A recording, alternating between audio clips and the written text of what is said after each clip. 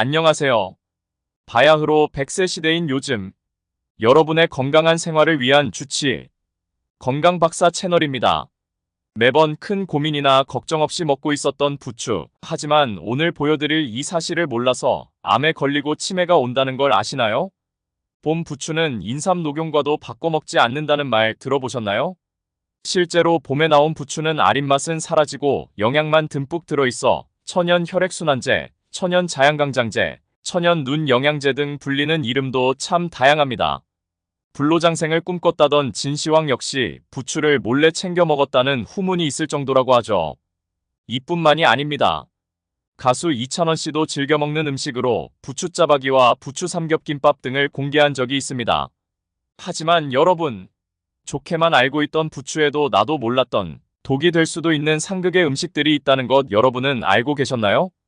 그렇다면 지금부터 부추와 함께 드시면 암을 키우고 치매를 부르는 상극인 재료들, 그리고 반대로 100세까지 건강을 지켜줄 부추와 환상의 궁합인 재료들을 알아보겠습니다. 건강박사 채널을 구독하시면 주기적으로 암과 치매를 예방하는 건강정보를 받아보실 수 있습니다.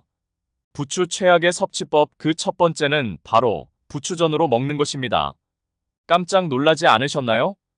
부추가 건강에 좋으니 부추로 전을 만들어 드셔도 건강에 좋을 것이라고 생각하신 분들 계실 텐데요. 기름 가득 넣고 바삭하게 튀기듯 구운 부추전은 정말 맛있지만 사실상 영양적인 효능은 기대하기가 어렵습니다. 특히 부추의 경우 비타민과 피를 맑게 하는 성분이 모두 열에 매우 약한데요.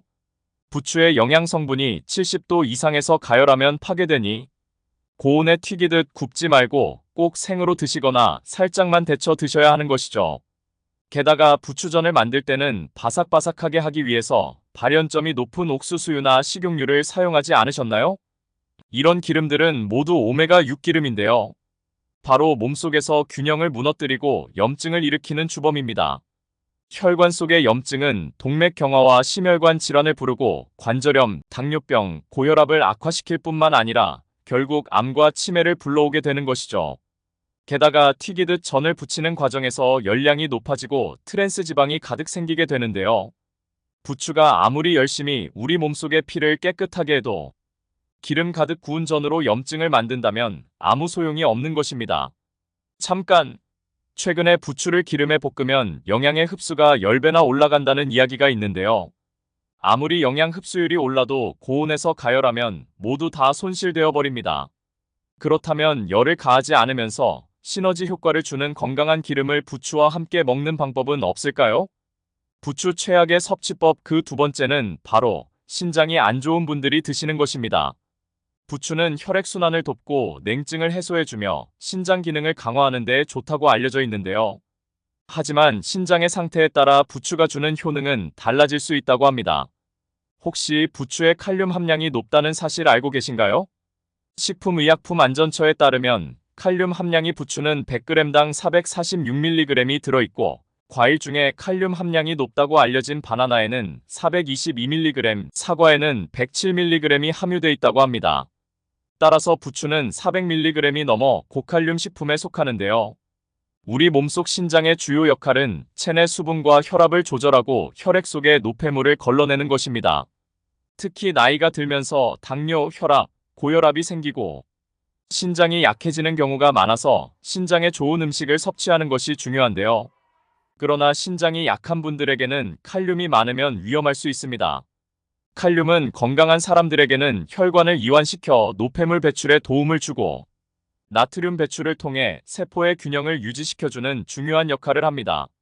그러나 신장 기능이 약할 경우 칼륨 배출이 제대로 이루어지지 못하기 때문에 칼륨이 몸속에 축적되어 세포의 수분 균형이 깨지고 근육과 신경이 과도하게 이완됩니다.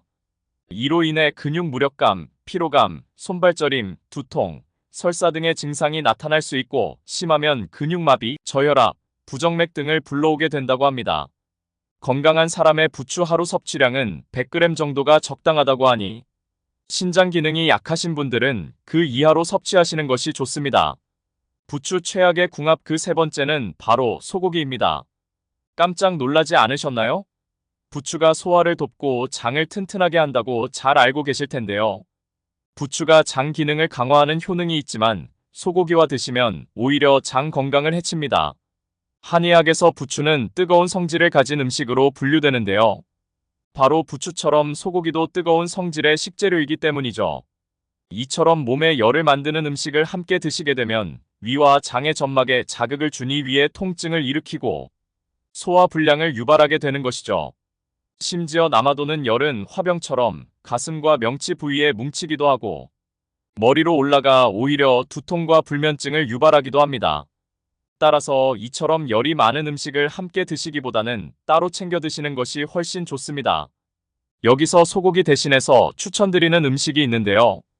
그럼 지금부터는 부추와 함께 먹으면 보약이 되는 방법을 알아볼까요? 부추와 함께 먹으면 보약되는 재료 그 첫 번째는 바로 콩으로 만든 된장과 두부 간장입니다. 보글보글 된장찌개에 부추를 송송 썰어 함께 드시는 분들 많으실 텐데요. 정말 잘하고 계십니다. 이 조합은 특히 눈 건강에 놀라운 효능을 발휘하는데요. 부추에 항산화 비타민이 제일 많이 들어있다는 이야기 들어보셨나요? 사실입니다. 부추에는 눈 건강에 으뜸인 베타카로틴이 정말 많이 들어있는데요. 그 양이 얼마나 많은지 몸에 좋은 슈퍼푸드 호박의 20배 배추에 무려 83배나 들어있습니다. 몸속 세포를 젊고 탱탱하게 만들어주면서 눈과 장기의 기능을 높여주고 몸에 해가 되는 악성 종양과 암세포가 우리 몸에서 활동하는 것을 막아주는 것이죠. 그런데 이렇게 항산화 작용을 하려면 세포의 구성 성분인 단백질과 아미노산이 필요한데요.